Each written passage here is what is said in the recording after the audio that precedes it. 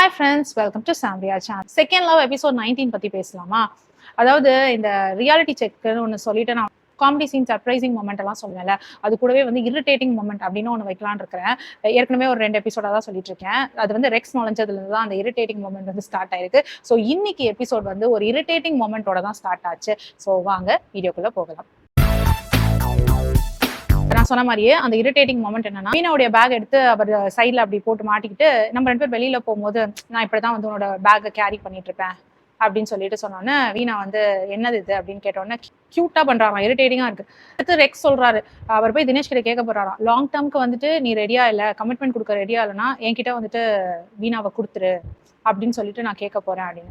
வீணாவை கொடுத்துருன்னு நீங்க தினேஷ் கிட்ட போய் கேட்கலாம், ஆனா வீணாக்கு யாரை பிடிச்சிருக்குன்றது இருக்குல்ல.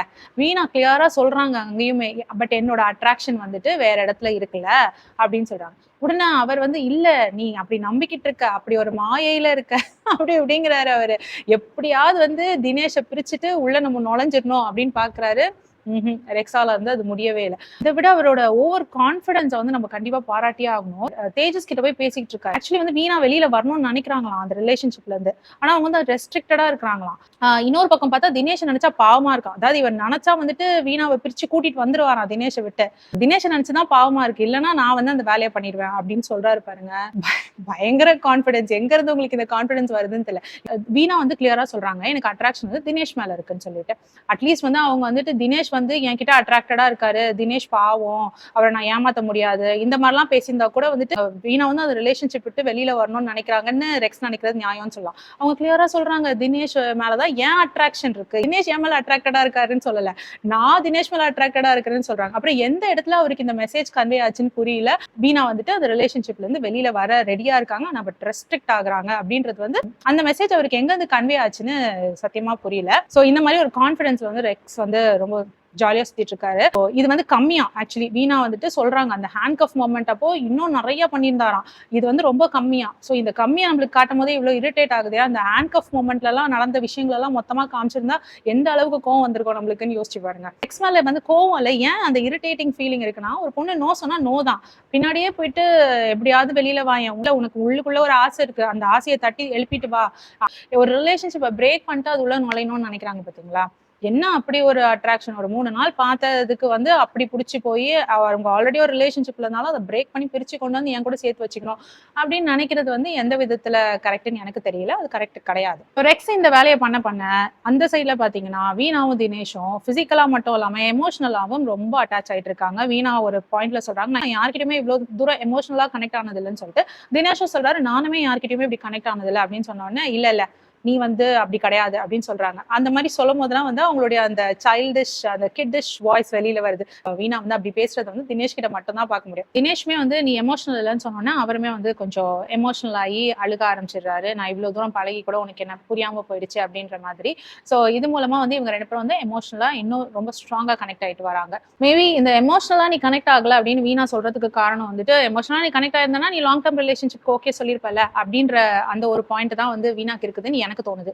அடுத்த இன்னொரு பக்கம் பாத்தீங்கன்னா ஒரு வயித்தறிச்சல் கேஸ். பாவம் மோனிஷா விட்டு ஆபித் வந்து பிரிஞ்சு போய்கிட்டே இருக்காரு. மோனிஷா வந்து டைரக்டாவே கேட்டுறாங்க ஆபித் கிட்ட, நிவேதிதாவை டேட் பண்ணலாம் அப்படின்னு நினைச்சுக்கிட்டு இருக்கியா அப்படின்னு சொல்லிட்டு, உனக்கு செட் ஆயிருச்சா அப்படின்னு கேக்குறாங்க. அப்போ ஆபித் வந்து ஆமா செட் ஆகுற மாதிரிதான் தெரியுது அப்படின்னு சொன்னாங்க. ஓ செட் ஆயிருச்சா, அப்போ சூப்பர், சரி அங்க இருக்கிறத விட இங்க தானே ரொம்ப நேரம் இருக்கிறாங்க, ஸோ அப்பவே நான் நினைச்சேன் அப்படின்னு சொல்லிட்டு மோனிஷா வந்து அது ரொம்ப ஸ்போர்ட்டிவா தான் எடுத்துக்கிட்டாங்க. ஆக்சுவலி வந்து மோனிஷா பாத்தீங்கன்னா ஜென்யூனா கனெக்ட் பண்ண ட்ரை பண்றாங்க.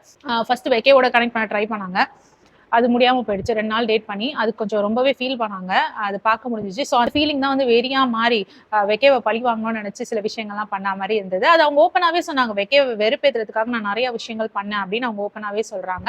ஸோ அவங்க வந்து எங்கேயுமே மறைக்கல. இன்னைக்கு உள்ள வந்து ஒரு கவுன்சிலிங் கொடுக்கறதுக்காக ஆயிஷான்னு சொல்லிட்டு ஒரு சைக்காலஜிஸ்ட் வந்து உள்ள வந்தாங்க. அப்போ பேசும்போது கூட மோனிஷா வந்து சொல்றாங்க, என்னை வந்து எதுவுமே அஃபெக்ட் பண்ண மாட்டேங்குது, என்ன டேட் பண்ணிட்டு இருந்த வெக்கே போனாப்புல, அப்புறம் ஆபித் போனாப்புல, என்ன எதுவுமே அஃபெக்ட் பண்ண மாட்டேங்குது, ஏன் நான் மட்டும் தான் அப்படி இருக்கிறேனா, இல்ல எனக்கு ஏதாவது பிரச்சனையா அப்படின்னு வந்து ரொம்ப கியூட்டா கேட்டாங்க.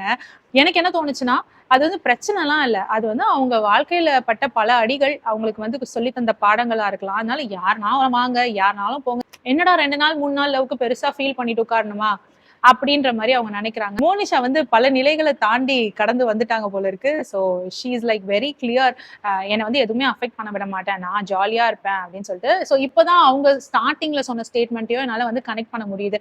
ஸ்டார்டிங்ல அவங்க சொல்லியிருப்பாங்க, எப்படியோ எல்லாருமே வந்து நம்மள பிட்ரே பண்ணிட்டு தான் போறாங்க, அதுக்கு எதுக்கு நம்ம அவங்களுக்கு உண்மையா இருந்துட்டு அப்படின்னு சொல்லுவாங்க.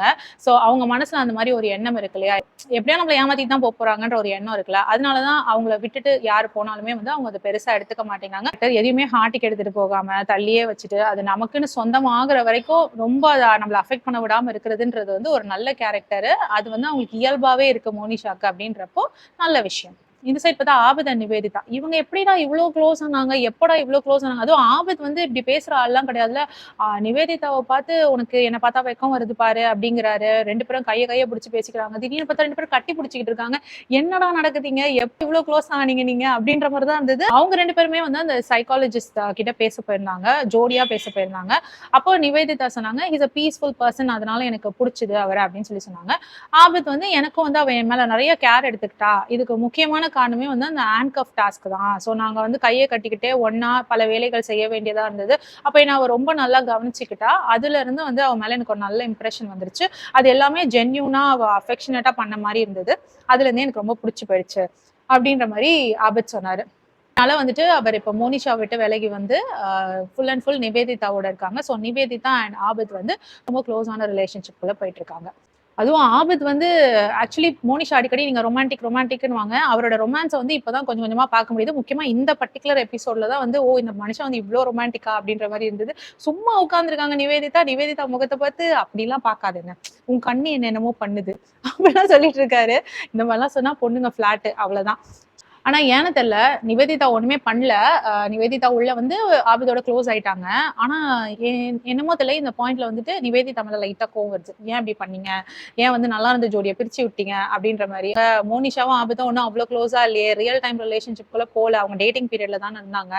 அண்ட் மோனிஷா வந்து எந்த கமிட்மெண்ட்டும் கொடுக்கல ஆபத்துக்கு. ஆபத் கூட கேட்டாரு, நீ வந்து என் கூட லாங் டேர்ம் ரிலேஷன்ஷிப் யோசிக்கிறியா அப்படின்ட்டு. அப்ப இல்லன்னு தான் சொன்னாங்க அவங்க. இல்ல இப்போ சொல்ல முடியாது, வெளியில போய் தான் அதை பார்க்கணும் அப்படின்னு சொன்னாங்க. ஸோ ஜென்யூனா தான் அவங்க ஆன்சர் பண்ணாங்க. அண்ட் அவங்களும் சொல்றாங்க, எனக்கு வந்து ஆக்சுவலி ஆபிதோட நல்லா போயிட்டு இருந்தது, அப்போ வைல்ட் கார்டு கண்டஸ்டன்ட் உள்ள வந்து இப்ப அவங்க ரெண்டு பேருக்குள்ள செட் ஆயிடுச்சு அப்படின்னு சொல்றாங்க.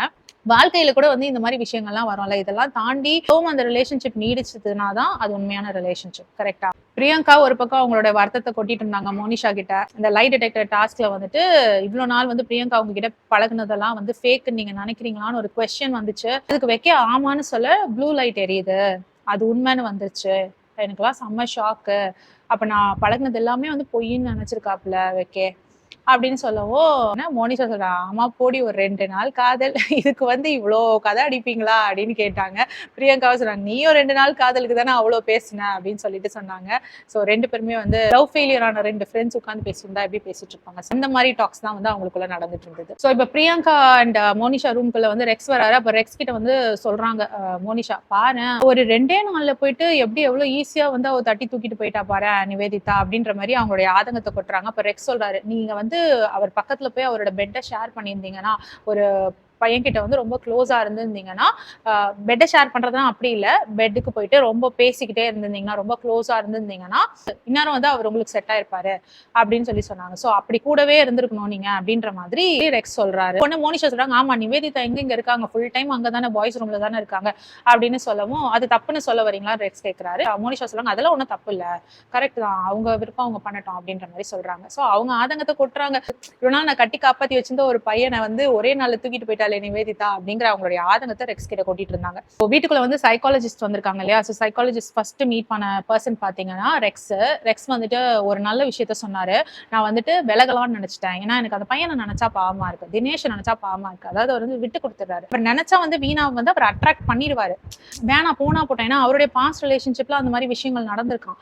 அதனால அதே மாதிரி நம்மளும் ஒரு பையனை பண்ணக்கூடாது அப்படிங்கிற ஒரு நல்ல எண்ணத்துல நான் வந்து விட்டு கொடுத்துறேன் வீணாவை, விலைக்கு போக முடிவெடுத்துட்டேன் சைக்காலஜிஸ்ட் கிட்ட சொன்னாரு. சரி, ஏதோ ஒரு விதத்துல நீங்க விட்டு கொடுக்குறீங்களே, அதுவே எங்களுக்கு ரொம்ப சந்தோஷம் அப்படிதான் வந்துட்டு எனக்கு ஃபீல் ஆச்சு. அடுத்து தினேஷ் அண்ட் வீணா வந்து சைக்காலஜிஸ்ட் மீட் பண்ண வந்தாங்க.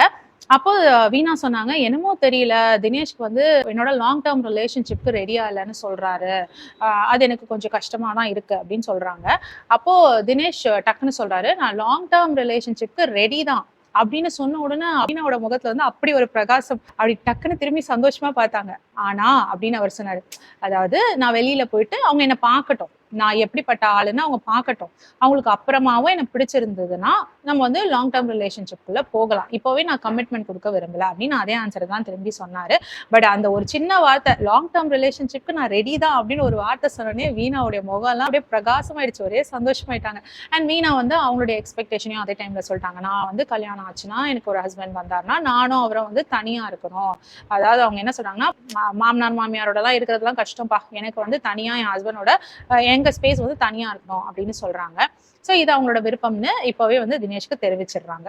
ஸோ தினேஷ் அண்ட் மீனாக்குள்ள சில கம்பேட்டபிலிட்டி டாஸ்க்லாம் நடந்து அதுக்கப்புறம் அவங்களை அனுப்பி வச்சுட்டாங்க. அடுத்து வரது வெக்கே. வெக்கே பார்த்தீங்கன்னா அந்த பொண்ணு வந்து எனக்கு கொஞ்சம் செட் ஆவான்னு தோணுது, கொஞ்சம் செட் ஆக மாட்டான்னு தோணுது. அதே தான் சொன்னாரு, அவளை வந்து என்னால் ஹேண்டில் பண்ண முடியாது, அதாவது ரொம்ப மாத்தி மாத்தி பேசுறா அப்படிங்கிற மாதிரி நிறைய குற்றச்சாட்டுகளை வச்சாரு பிரியங்கா மேல. ஸோ இந்த மாதிரி ஒரு கேரக்டரோட வந்து எனக்கு டிராவல் பண்றது கஷ்டம், கமிட்மெண்ட் கொடுக்கறது கஷ்டம், அதனால எனக்கு வேணான்னு நினைக்கிறேன் அப்படின்னு சொல்லிட்டாரு. ஸோ நான் டிசைட் பண்ணிட்டேன், எனக்கு வேணாம் அப்படி சொல்லிட்டாரு. ஸோ கிளியரா வெக்கே சொல்லிட்டாரு, எனக்கு வேணாம் அப்படின்னு சொல்லிட்டு. ஸோ இதுக்கு மேல இன்னும் கமிங் எபிசோட்ஸ்லாம் இருக்கு. ப்ரோமோஸ்ல எல்லாம் பார்த்த வரைக்கும் பிரியங்கா அண்ட் வெக்கேக்கு இன்னும் சில ஒன்னா சேர்ந்து இருக்கிற மாதிரியான சில விஷயங்கள்லாம் நடக்குது. பேட்சப் ஆவாங்கன்னு நினைக்கிறேன். பட் அந்த பேட்சப் ஆனா அது உண்மையான பேட்சப்பா இருக்குமா அப்படிங்கிறது தெரியல. நெக்ஸ்ட் பிரியங்கா வராங்க. பிரியங்கா அழுதுட்டே சொல்றாங்க, நான் வந்துட்டு நிஜமாவே தான் லவ் பண்ணேன், எனக்கு வந்து அந்த நைட்டு அந்த பாட்ரி டாஸ்க் முடிச்சுட்டு கூட வந்ததா இருக்கட்டும், இல்ல வந்து நாங்க நைட்லாம் உட்காந்து பேசினதா இருக்கட்டும், எல்லா மூமெண்ட்ஸுமே வந்துட்டு எங்களுக்கு ரொம்ப ட்ரூவா இருந்தது, ரியலா இருந்தது, நான் ரொம்ப க்ளோஸா தான் இருந்தேன். ஆக்சுவலி வந்து நான் ரொம்ப நாள் கழிச்சு ஒருத்தர் மேல வந்து ஐ ஃபாலன் இன் லவ் அப்படின்ற மாதிரி சொன்னாங்க. ஆனா வந்து அவருக்கு அது புரியல. அது இல்லாம வந்துட்டு அவரோட மிஸ்டேக்ஸை வந்து அவர் அக்செப்டே பண்ணிக்க மாட்டேங்கிறாரு, அவர் என்ன மிஸ்டேக் பண்றாருன்னே அவருக்கு தெரிய மாட்டேங்குது அப்படின்ற மாதிரி அவங்க சொன்னாங்க. ஸோ சைக்காலஜிஸ்ட் இன்னொரு கேள்வியும் கேட்குறாங்க, இந்த உங்களுக்கு இன்னமும் நீங்க அவரை லவ் பண்றீங்களா அப்படின்னு கேட்டா, இல்ல நான் ரொம்ப ஹர்ட் ஆயிட்டேன், ஸோ இதுக்கு மேல வந்து என்னால முடியாது, அவர் வேண்டாம் எனக்கு, இப்ப எனக்கு இருக்கிறதெல்லாம் வந்து என் மேல ஒரு கோவம் தான், ஏன் நான் இப்படி தப்பான ஆட்களையே வந்து சூஸ் பண்ணிட்டு இருக்கேன், இவ்வளவு அடிபட்டு உதப்பட்டு நான் ஒரு ரிலேஷன்ஷிப்குள்ள கால் எடுத்து வைக்கும் பொழுது நான் எவ்வளவு பார்த்து யோசிச்சு சூஸ் பண்ணிருக்கணும், நான் ஏன் தப்பான பர்சனையே வந்துட்டு சூஸ் பண்ணேன் அப்படின்னு என் மேலதான் எனக்கு வருத்தம், வெக்கே மேலலாம் எனக்கு எதுவும் கிடையாது, எனக்கு என் மேலதான் கோவம், என் மேலதான் வருத்தம் அப்படின்னு சொல்லிக்கிறாங்க Priyanka. I felt Priyanka is very genuine. Tej and Neha ஒன்னா வந்துட்டு சைக்காலஜிஸ்ட் கிட்ட போறாங்க. நேஹா சொல்றாங்க, இந்த கார்ல வரும்போது அவர் பேசல இல்லையா, அந்த விஷயத்த எக்ஸ்பிளைன் பண்றாங்க நேஹா. இந்த மாதிரி அவர் கோச் திரும்பி உட்கார்ந்துருந்தாரு, ஆனா நான் அவர்கிட்ட போய் சொல்லவே இல்லை, இதனாலதான் நான் கோச்சிக்கிட்டேன்ற விஷயத்தையும் நான் சொல்லவே இல்லை, ஸோ நான் சொல்லியிருந்தா ஒரு வேலை விஷயம் வந்து சார்ட் அவுட் ஆயிருக்கும் போல இருக்கு அப்படின்ற மாதிரி சொன்னாங்க. ஸோ அவங்க ரெண்டு பேருக்கும் ஒரு டாஸ்க் வைக்கிறாங்க. ஒரு சண்டைன்னு நடந்தா என்ன வேணும் உங்களுக்கு, ஸ்பேஸ் வேணுமா இல்லை டக்குன்னு முடியணுமா அப்படின்ற மாதிரி ஏதோ ஒரு கேள்வி கேட்கறாங்க. அதுக்கு நேஹா வந்துட்டு சொல்றாங்க, நான் சண்டை போட்டேன்னா கொஞ்சம் டைம் எடுத்துட்டு அதுக்கப்புறம் தான் நான் திரும்பி அதை ப்ராசஸ் பண்ணிட்டு வந்து பேசுவேன். தேஜஸ் என்ன சொல்றாருன்னா, நான் வந்துட்டு சண்டை போட்டா எனக்கு உடனே அது சால்வ் ஆகணும், இல்லைன்னா வந்து என்னால அடுத்த விஷயத்தை பத்தி நான் யோசிக்கவே முடியாது, எனக்கு உடனே பிரச்சனை சால்வ் ஆகணும் அப்படின்ற மாதிரி சொல்றாரு. ஸோ ரெண்டு பேரையும் நல்லா புரிஞ்சுக்கோங்க, அப்போ வந்து உங்க லைஃப் இன்னும் நல்லா இருக்கும் அப்படின்னு சொல்லிட்டு அட்வைஸ் பண்ணி வந்து அந்த சைக்காலஜிஸ்ட் அவங்களை ஆல் த பெஸ்ட் சொல்லி வெளியில அனுப்பிடுறாங்க. அடுத்து பிராவோ வராரு. பிராவோ சொல்றாரு, என்னோட பாஸ்ட் ரிலேஷன்ஷிப்ல வந்து நான் நிறைய பட்டுட்டேன், அதுல இருந்து வெளியில வரவே எனக்கு ரொம்ப நாள் ஆச்சு, 1 year 1.5 years கிட்ட நான் அப்படியே இருந்துட்டேன், ஒண்ணுமே பண்ணாம இருந்துட்டேன், அதனால வந்துட்டு இன்னொரு ரிலேஷன்ஷிப்ல போறதுக்கு வந்துட்டு ரொம்ப யோசனையா இருக்கு அப்படின்னு சொல்லும்போது அதுக்கு சைக்காலஜிஸ்ட் சொன்னாங்க, நீங்க உங்களை புஷ் பண்ணிக்காதீங்க, உங்களுக்கு வேணாம்னா வேணாம் அப்படி இருந்துக்கோங்க, தேவை நீங்களே வந்து உங்களை புஷ் பண்ணி உங்களால முடியாத ஒரு காரியத்தை போய் செய்யாதீங்க அப்படின்னு சொல்றாரு. பிராவோவும் தேங்க்யூன்னு சொல்லி அனுப்பிச்சு போயிட்டாரு. அடுத்து பாத்தீங்கன்னா சிந்தூரியா அண்ட் வெக்கேவை காமிச்சாங்க. இல்ல நான் வெக்கேவை கேட்கிறேன், வெக்கேக்கு ஏன் இந்த வேலை அப்படின்ற மாதிரிதான் இருந்தது. ஆல்ரெடி வந்து சிந்தூரி அங்க பிரேக் டவுன் ஆகி அழுதுகிட்டு இருக்காங்க. அங்க போய் நீங்க ஆறுதல் சொல்லனா கூட பரவாயில்ல, அங்க போய் என்ன பண்றீங்கன்னா சிந்தூரி காதுல போயிட்டு, உன்னை தெரியுமா, உன்னை பத்தி இப்படி எல்லாம் பேசுறாங்க, நீ இவ்வளவு நாள் ராஜா வச்சு இந்த ஷோவை தேய்ன்னு தேய்ச்சிட்டு இருந்தா இனி வர வாரங்களை யாரை வச்சு ஓட்ட போறாலும் தெரியலையே அப்படின்ற மாதிரி உன்னை பத்தி பேசுறாங்கன்னு சொல்லிட்டு ஒரு காசிப்பை சிந்தூரி காதுல போடுறாரு வெக்கே. யார் சொன்னா என்ன சொன்னா அதெல்லாம் எனக்கு தெரியல, பட் அவர் வந்து அந்த மாதிரி ஒரு விஷயத்த சொல்றாரு. அவங்க இன்னும் ஓன ஆள ஆரம்பிச்சிட்டாங்க.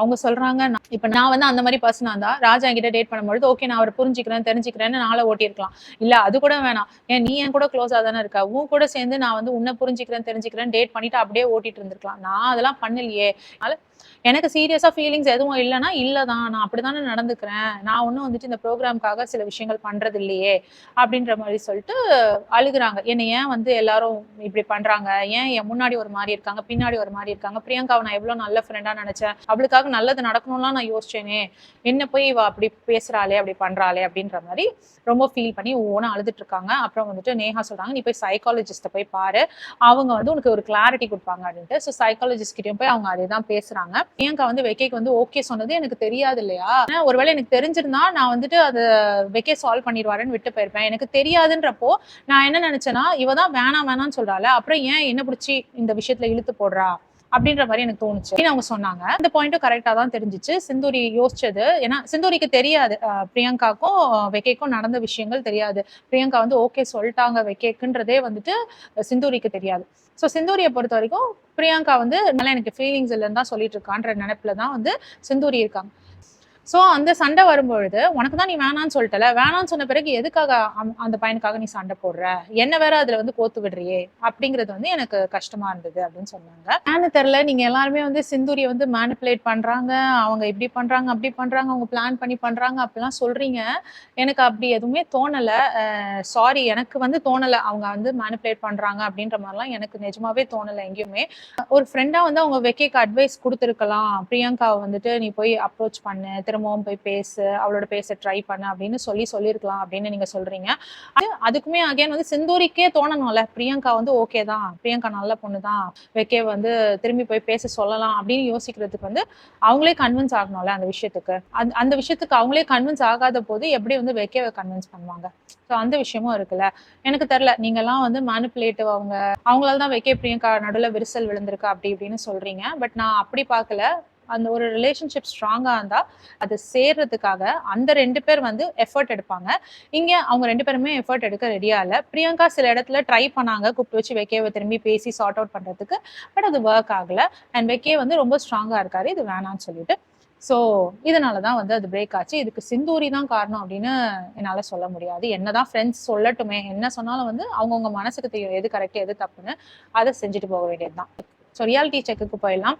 கிரீன் ஃபிளாக் மொமெண்ட் அப்படின்னு பார்த்தா தினேஷை சொல்லலாம். ஏன்னா தினேஷ் வந்துட்டு ரெக்ஸ் வந்து ட்ரை பண்றாரு அப்படின்னு தெரிஞ்சா கூட அவர் பாட்டுக்கு இருக்காரு, எனக்கு வீணா மேல நம்பிக்கை இருக்கு அப்படின்னு அவ்வளோ ட்ரஸ்ட் வச்சிருக்காரு, அவ்வளோ நம்புறாரு வீணாவை அவரு.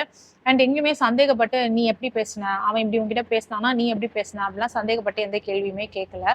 Is a complete green flag அப்படின்னு சொல்லலாம். ரெட் ஃபிளாக் மொமெண்ட்னா ரெக்ஸ் வந்து தப்பா புரிஞ்சிக்கிறது தான் ரெட் ஃபிளாக் மொமெண்ட்னு சொல்லுவேன். அந்த பொண்ணு வேணாம் அப்படின்னு சொல்லியாச்சு, சொன்ன பிறகும் இல்ல அந்த பொண்ணு ரெடியா தான் இருக்கா, ஆனா அவளே அவளை ரெஸ்ட்ரிக்ட் பண்ணிக்கிறா, அவளே நினைச்சுக்கிறா அவர் தினேஷ் வந்து ரொம்ப அவரை லவ் பண்றதா நினைச்சுக்கிறா, தினேஷ் மேல ரொம்ப அட்ராக்டடா இருக்கிறதா அவளே நினைச்சுக்கிறான்னு சொல்லிட்டு இவர் ஒண்ணு நினைச்சுக்கிட்டு இருக்காரு பாத்தீங்களா. சோ இதை வந்து நான் ஒரு ரெட் ஃபிளாக் மொமெண்டா பாக்குறேன். கியூட் மொமெண்ட் அப்படின்னு பாத்தீங்கன்னா, கியூட் மொமெண்ட் வந்து எனக்கு மோனிஷா போயிட்டு அந்த சைக்காலஜிஸ்ட் கிட்ட பேசினாங்க. என்னையே எதுவுமே அஃபெக்ட் பண்ண மாட்டேங்குது, ஏன் நான் மட்டும் இப்படி இருக்கேன், நான் மட்டும் தான் இப்படி இருக்கேனா அப்படின்னு கேட்டாங்கல்ல. அப்போ வந்து அந்த மொமெண்ட் வந்து ரொம்ப கியூட்டா இருந்தது. எனக்கு மட்டும் ஏன் எந்த ஃபீலிங்ஸுமே இல்லை அப்படின்னு சொல்லி அவங்க கேட்டாங்கல்ல. அந்த மொமெண்ட் வந்து ரொம்ப கியூட்டா இருந்தது.